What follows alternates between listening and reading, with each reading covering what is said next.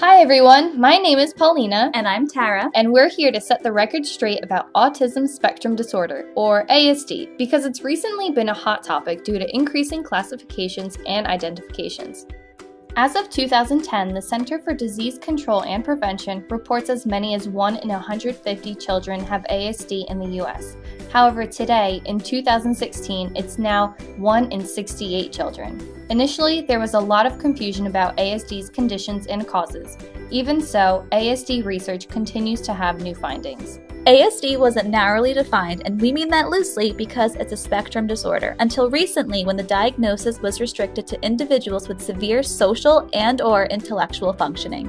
It is understood that ASD can range from mild to severe, as there is a wide degree of variation of how it affects a person. In this video, we're going to talk about ASD's diagnostic information, contextual information, and strategies. Time for our first section, which talks about all of the diagnostic information of ASD. The federal definition of ASD in the Individuals with Disabilities Education Act, or IDEA 04, is stated as a developmental disability significantly affecting verbal and nonverbal communication and social interaction that adversely affects a child's educational performance. According to IDEA 04, ASD is evident when a child is 3 years old or younger. Some other characteristics of ASD include performing repetitive activities, stereotyped movements, resistance to daily routine, resistance to environmental changes, and unusual responses to sensory experiences. New Jersey defines ASD very similarly, almost verbatim, which shows the government and the state definitions are consistent with each other, and as such, agree to the conditions and characteristics of ASD. The Diagnostic and Statistical Manual, or the DSM-5, is very specific as it mentions children with ASD show persistent deficits in social communication and interactions across multiple contexts. It describes the multiple contexts as having ranges of social-emotional reciprocity, nonverbal communicative behaviors, maintaining and understanding relationships, repetitive and restrictive behaviors, stereotype movements, rigid thinking, and hyperactivity or hypoactivity to sensory input. This DSM-5 describes these symptoms must be present during the child's early development period. So for our next section, we're going to go into contextual information. Children with ASD are described as being on the spectrum, but what does that mean? In layman's terms, the spectrum varies from very high to very low levels of emotional, social, and cognitive functioning. So, at the high end of the spectrum, the signs and symptoms of ASD are mild. In fact, people with high-functioning autism usually have average to above average intelligence and communication skills. Levels of functioning can be so high that outside people are unaware of a person even having ASD. On the other end of the spectrum, children with low-functioning ASD have severe signs and symptoms, which of course reflects their intelligence and communication skills. Students with low-functioning ASD are more likely to be challenged mentally, have epilepsy, and have limited expressive and receptive language. Children with ASD who are verbal may say words or phrases that do not have any meaning or are out of context. They may repeat words they heard at an earlier time. Additionally, some children with ASD may speak in a high-pitched, sing-song, or robot-like voice. Milestones are important for parents and physicians to monitor a baby's development, learning, and behaviors. Parents are usually the first to notice their child is not meeting these important milestones because they are typically missed during the baby's development. There are no medical tests for ASD, therefore trained physicians and psychologists must administer autism-specific behavior evaluations.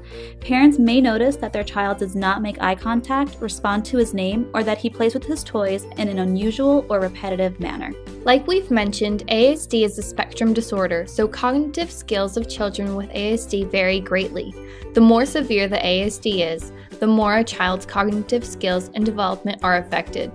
Regardless of where a child is on the spectrum, it is typical for children with ASD to have unevenly developed cognitive skills, where verbal skills are weaker than nonverbal skills.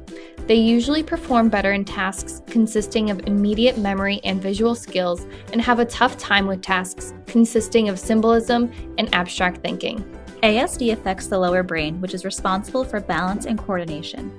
Therefore, children with ASD often face physical development delays. They also have low muscle tone and affected fine and gross motor skills. As such, it makes smooth changes and transitions from one movement to another very difficult for children with ASD. Children with ASD are mostly affected across social and emotional characteristics. They oftentimes find it hard to recognize facial expressions and emotions, use emotional expressions, copy expressions, understand and control their own emotions, and understand and interpret others' emotions.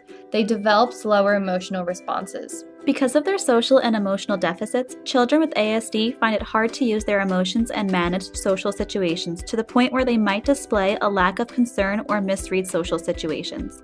Children and adults with ASD sometimes scan faces more than typical developers do, spend less time looking at people in the eyes, and spend more time looking at people's mouths.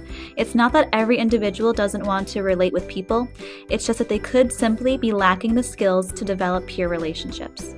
Common social deficits include the ability to open and conclude conversations, initiating peer interaction, joining peers while playing, decoding facial and body language, observing and mimicking appropriate social behavior, and predicting and understanding peers' emotions.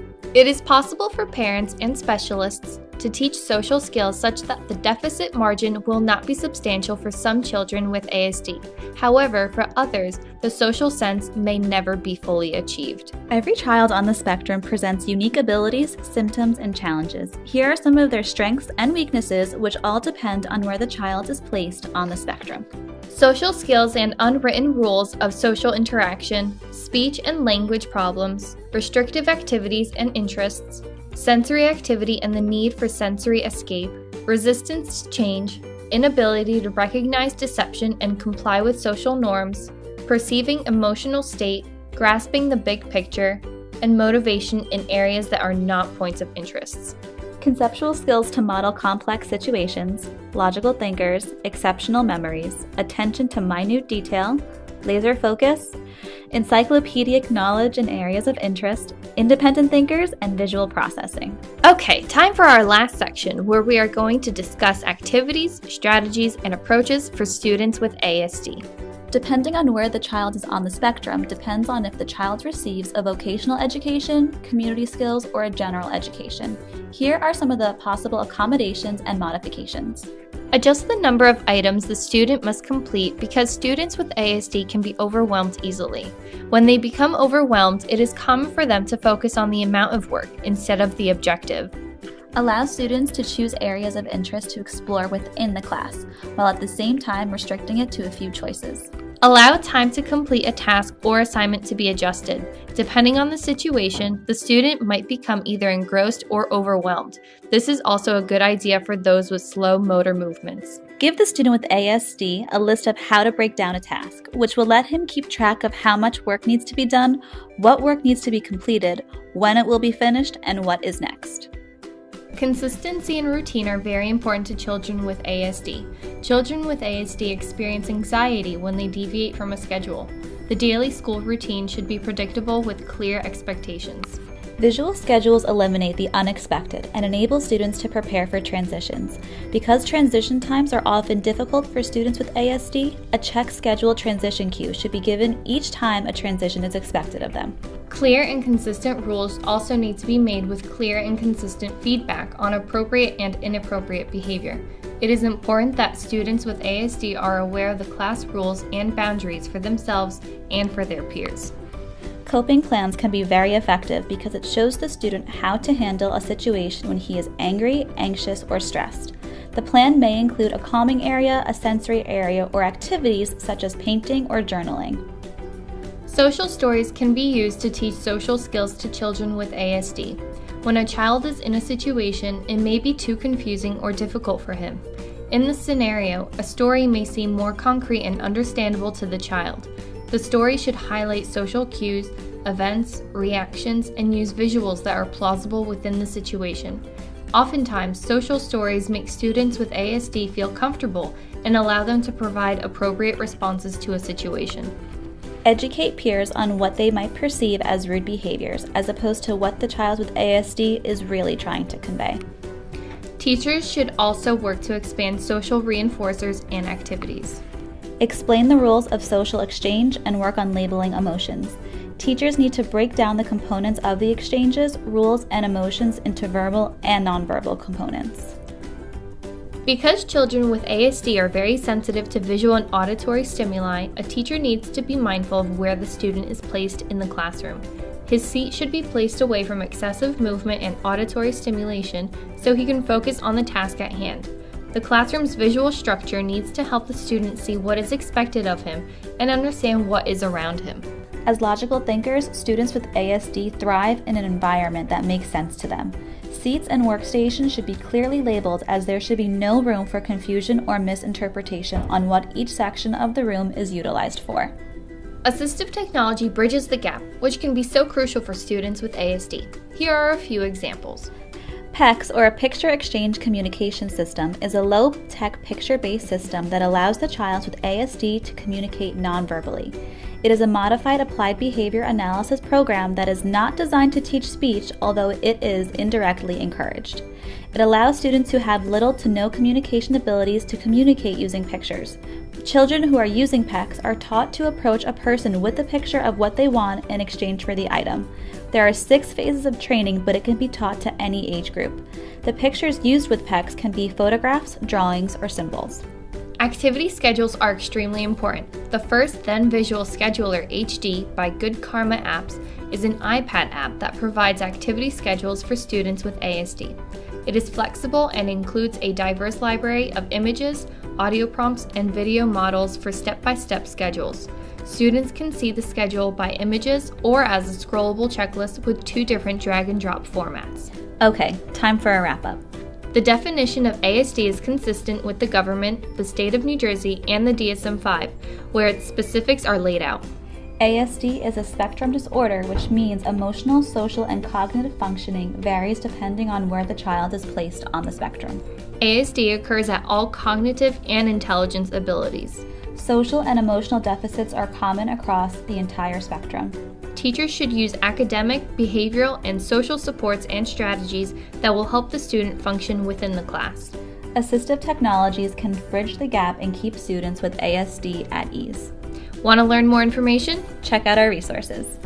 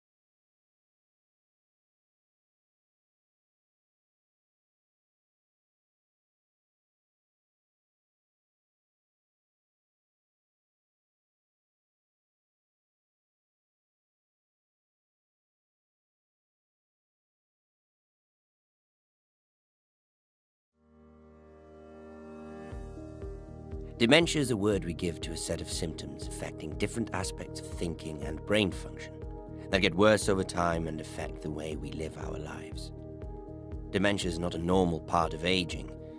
It is the result of physical diseases that damage the brain. Everything that makes us who we are, our personalities, intelligence, emotions, our hopes and our fears, are driven by this incredible organ. The brain is the most complex structure in the known universe. Intricate networks of brain cells, bundles of nerve fibers, and hundreds of miles of blood vessels all work in careful unison to keep us ticking every day. Every second of our lives, nerve cells in the brain are firing. But when these cells become damaged and their connections start to break down, a person can develop dementia. The area of the brain where this damage occurs determines the symptoms a person experiences. If nerve cells in the back of the brain are damaged, a person's vision might be affected and they may have trouble reading words or climbing stairs. If nerve cells in the side of the brain are damaged, communication and language skills can change. There are 4 main diseases that cause dementia. The symptoms of these can overlap, sometimes making them difficult to tell apart. While each disease has characteristic symptoms, these can change from person to person depending on which areas of the brain the disease is affecting. Alzheimer's disease is the most common cause of dementia.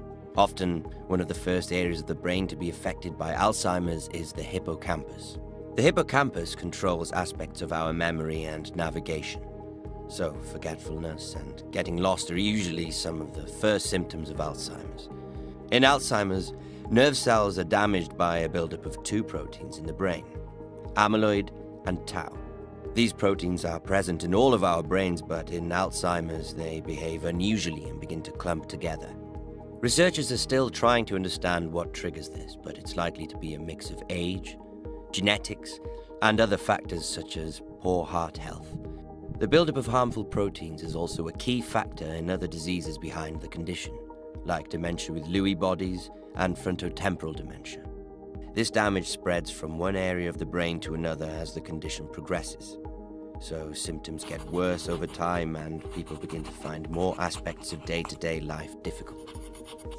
Dementia with Lewy bodies can affect different areas of the brain, leading to a variety of symptoms including changes in attention, sleep problems, and hallucinations. The processes involved in dementia with Lewy bodies are similar to those involved in Parkinson's disease. And people with dementia with Lewy bodies can also develop Parkinson's-like symptoms such as shaking and slowed movement. Vascular dementia can occur after someone has had a stroke or the blood vessels in their brain are in poor health. While the other diseases that cause dementia spread steadily through the brain over time, vascular dementia can progress in distinct steps after an event such as a stroke, slowing a person's ability to think, plan, and pay attention. Unfortunately, there is currently no cure for any of the diseases that cause dementia, and no treatments that can slow or stop the spread of these diseases through the brain. Researchers all over the world are looking for new ways to tackle these diseases and protect precious nerve cells. Their work has the power to offer new hope to millions of individuals and families whose lives are affected by dementia. To find out more, search Alzheimer's Research UK.